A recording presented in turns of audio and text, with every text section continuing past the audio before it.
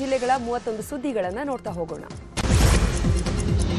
ಬೆಂಗಳೂರು ನಗರದಲ್ಲಿ ಪಾದಚಾರಿಗಳ ಸುಗಮ ಓಡಾಟಕ್ಕೆ ಅಡ್ಡಿಯಾಗ್ತಾ ಇರುವ ಫುಟ್ಪಾತ್ ಒತ್ತುವರಿ ತೆರವು ಕಾರ್ಯಾಚರಣೆ ಜೋರಾಗಿದೆ.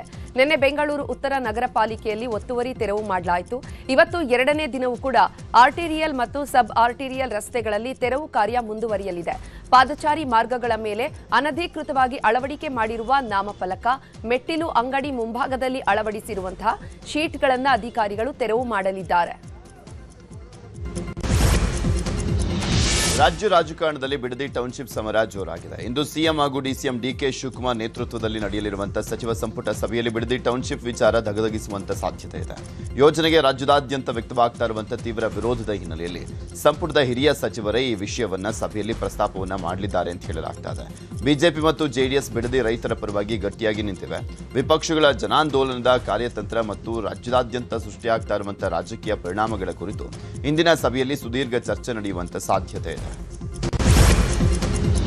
ಡೀಸೆಲ್ ದರ ಏರಿಕೆಯ ಬೆನ್ನಲ್ಲೇ ರಾಜ್ಯದಲ್ಲಿ ಬಸ್ ಟಿಕೆಟ್ ದರ ಏರಿಕೆ ಬಗ್ಗೆ ಸಾಕಷ್ಟು ಚರ್ಚೆಯಾಗ್ತಾ ಇದೆ. ಮುಂದಿನ ಸಚಿವ ಸಂಪುಟ ಸಭೆಯಲ್ಲಿ ಬಸ್ ಟಿಕೆಟ್ ದರ ಏರಿಕೆಗೆ ಗ್ರೀನ್ ಸಿಗ್ನಲ್ ಸಿಗುವಂತಹ ಸಾಧ್ಯತೆ ಇದೆ.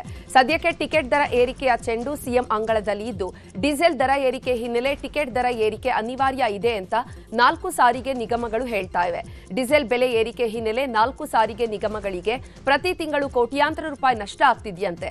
ಹೀಗಾಗಿ ಕೆಎಸ್ಆರ್ಟಿಸಿಯಿಂದ 33% ಮತ್ತು ಬಿಎಂಟಿಸಿಯಿಂದ 44% ರಷ್ಟು ಟಿಕೆಟ್ ದರ ಏರಿಕೆಗೆ ಮನವಿ ಮಾಡಲಾಗಿದೆಯಂತೆ.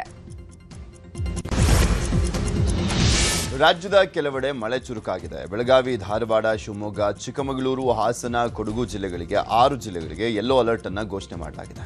ಇನ್ನು ದಕ್ಷಿಣ ಕನ್ನಡ ಜಿಲ್ಲೆಯಲ್ಲಿ ಭಾರಿ ಮಳೆ ಆಗ್ತಾ ಇದೆ. ಹೀಗಾಗಿ ಇಂದು ದಕ್ಷಿಣ ಕನ್ನಡದ ಶಾಲಾ ಕಾಲೇಜುಗಳಿಗೆ ರಜೆಯನ್ನ ಘೋಷಣೆ ಮಾಡಲಾಗಿದೆ. ಪಿಯುಸಿ ವರೆಗಿನ ವಿದ್ಯಾರ್ಥಿಗಳಿಗೆ ಮಾತ್ರ ರಜೆಯನ್ನ ಕೊಡಲಾಗಿರುವಂಥದ್ದು. ದಕ್ಷಿಣ ಕನ್ನಡ ಜಿಲ್ಲಾಧಿಕಾರಿ ದರ್ಶನ್ ಎಚ್ವಿ ಆದೇಶವನ್ನು ಹೊರಡಿಸಿದ್ದಾರೆ. ಇನ್ನು ಶಿವಮೊಗ್ಗ, ಚಿಕ್ಕಮಗಳೂರು, ಹಾಸನ, ಕೊಡಗು ಜಿಲ್ಲೆಗಳಿಗೆ ಆರೆಂಜ್ ಅಲರ್ಟ್ ಇದೆ. ಬೆಂಗಳೂರು ಸೇರಿದಂತೆ ದಕ್ಷಿಣ ಒಳನಾಡು, ಉತ್ತರ ಒಳನಾಡಿನ ಬಹುತೇಕ ಜಿಲ್ಲೆಗಳಿಗೆ ಸಾಧಾರಣ ಮಳೆ ಅಲರ್ಟ್ ಇದೆ. ಉತ್ತರ ಕನ್ನಡ ಜಿಲ್ಲೆಯಲ್ಲಿ ಮಳೆರಾಯ ಅಬ್ಬರಿಸಿದ್ದಾನೆ. ಕುಮಟಾ ತಾಲೂಕಿನ ದೇವಿಮನೆ ಘಟ್ಟ ಭಾಗದಲ್ಲಿ ಜೋರು ಮಳೆಗೆ ಬೃಹತ್ ಮರ ರಸ್ತೆಗೆ ಉರುಳಿಬಿದ್ದಿದೆ. ಮರ ಬಿದ್ದ ಪರಿಣಾಮ ಕೆಲ ಸಮಯ ಕುಮಟಾ ಶಿರಸಿ ರಾಷ್ಟ್ರೀಯ ಹೆದ್ದಾರಿ 766 ಸಂಚಾರ ಬಂದ್ ಆಗಿತ್ತು. ಕೂಡಲೇ ಮರ ತೆರವು ಮಾಡಿ ಸುಗಮ ಸಂಚಾರಕ್ಕೆ ಅನುವನ್ನ ಮಾಡಿಕೊಟ್ರು. ರಾಜ್ಯದಲ್ಲಿ ಮಳೆಯಾಗದೆ ಭೀಕರ ಬರ ಆವರಿಸಿದೆ. ಜಲಾಶಯಗಳೆಲ್ಲ ಖಾಲಿ ಆಗ್ತಾ ಇವೆ. ಆದರೆ ಮುಂಗಾರು ಪೂರ್ವ ಮಳೆಯ ಕೃಪೆಯಿಂದಾಗಿ ಕೊಪ್ಪಳ ತಾಲೂಕಿನ ಪ್ರಮುಖ ನೀರಾವರಿ ಮೂಲವಾದ ಹಿರೇಹಳ್ಳ ಜಲಾಶಯ ಭರ್ತಿಯಾಗಿದೆ. 8 ಮೀಟರ್ ಎತ್ತರ ನೀರು ನಿಲ್ಲುವ ಸಾಮರ್ಥ್ಯವನ್ನು ಹೊಂದಿರುವ ಜಲಾಶಯದಲ್ಲಿ ಈಗ 7 ಮೀಟರ್ ಅಷ್ಟು ನೀರು ಬಂದು ನಿಂತಿದೆ. ಒಟ್ಟು 1.62 ಟಿಎಂಸಿ ಸಾಮರ್ಥ್ಯದ ಹಿರೇಹಳ್ಳ ಜಲಾಶಯದಲ್ಲಿ ಸದ್ಯಕ್ಕೆ 1 ಟಿಎಂಸಿ ನೀರು ಸಂಗ್ರಹವಾಗಿದೆ. ಪ್ರತೀಕ ಮಳೆ ಕೈಕೊಟ್ಟಂತ ಹಿನ್ನೆಲೆಯಲ್ಲಿ ಕೊಪ್ಪಳ ಜಿಲ್ಲೆಯ ರೈತರು ಸಂಕಷ್ಟಕ್ಕೆ ಸಿಕ್ಕಾಕೊಂಡಿದ್ದಾರೆ. ಕುಕನೂರು ತಾಲೂಕಿನ ಯರೇಹಂಚಿನಾಳ, ಬಿನ್ನಾಳ, ಕೋಮಲಾಪುರ ಗ್ರಾಮಗಳಲ್ಲಿ ಬೆಳೆದಿರುವಂತಹ ಹೆಸರು ಬೆಳೆ ಉಳಿಸಿಕೊಳ್ಳಿಕ್ಕೆ ರೈತರು ಹರಸಾಹಸ ಪಡ್ತಾ ಇದ್ದಾರೆ.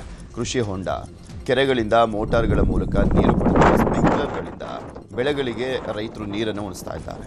ಜಿಲ್ಲೆಯಲ್ಲಿ ಬರಪೀಡಿತ ಅಂತ ಘೋಷಿಸಿ ಮೋಡ ಬಿತ್ತನೆ ಮಾಡುವಂತೆ ರೈತರು ಆಗ್ರಹಿಸಿದ್ದಾರೆ. ಚಾಮರಾಜನಗರ ಜಿಲ್ಲೆಯಲ್ಲಿ ಮುಂಗಾರು ಸಂಪೂರ್ಣ ಕ್ಷೀಣಿಸಿದೆ. ವರುಣನ ಮುನಿಸಿನಿಂದಾಗಿ ಜಿಲ್ಲೆಯಾದ್ಯಂತ ಭೀಕರ ಬರದ ಛಾಯೆ ಆವರಿಸಿದ್ದು, ಅನ್ನದಾತರು ತೀವ್ರ ಸಂಕಷ್ಟಕ್ಕೆ ಸಿಲುಕಿದ್ದಾರೆ. ಈ ಬಾರಿ ಜಿಲ್ಲೆಯಲ್ಲಿ ಒಟ್ಟು 95,779 ಹೆಕ್ಟೇರ್ ಪ್ರದೇಶದಲ್ಲಿ ಬಿತ್ತನೆಯ ಗುರಿಯನ್ನು ಹೊಂದಲಾಗಿತ್ತು. ಆದರೆ ಮಳೆ ಇಲ್ಲದಂತಹ ಕಾರಣಕ್ಕೆ 25,971 ಹೆಕ್ಟೇರ್ನಲ್ಲಿ ಮಾತ್ರ ಬಿತ್ತನೆಯಾಗಿದೆ. ಬರೋಬ್ಬರಿ 70,000 ಹೆಕ್ಟೇರ್ ಕೃಷಿ ಭೂಮಿ ಮಳೆಯಿಲ್ಲದೆ ಒಣ ಬೇಸಾಯದಂತೆ ಖಾಲಿ ಬಿದ್ದಿದೆ. ಹೀಗಾಗಿ ಬರ ಘೋಷಣೆ ಮಾಡಿ ನೆರವಿಗೆ ಧಾವಿಸುವಂತೆ ರೈತರು ಆಗ್ರಹಿಸಿದ್ದಾರೆ. ಚಿತ್ರದುರ್ಗದ ರೇಣುಕಾಸ್ವಾಮಿ ಕೊಲೆ ಕೇಸ್ನಲ್ಲಿ ದರ್ಶನ್ಗೆ ಮತ್ತೆ ಸಂಕಷ್ಟ ಎದುರಾಗಿದೆ. 49ನೇ ಸಾಕ್ಷಿದಾರ ಸಂದೀಪ್ಗೆ ಬೆದರಿಕೆ ಹಾಕಿದ್ದ ವೇಣು, ಸುಹಾಸ್, ಪುನೀತ್ ಅನ್ನುವರು ದರ್ಶನ್ ಫ್ಯಾನ್ಸ್ಗಳನ್ನ ಕಾಮಾಕ್ಷಿ ಪಾಳ್ಯ ಪೊಲೀಸರು ಅರೆಸ್ಟ್ ಮಾಡಿದ್ದಾರೆ. ಇವರೆಲ್ಲ ಡಿ ಕಂಪನಿ ಎಂಬ ದರ್ಶನ್ ಅಭಿಮಾನಿಗಳ ಸಂಘದ ಸದಸ್ಯರಾಗಿದ್ದಾರೆ.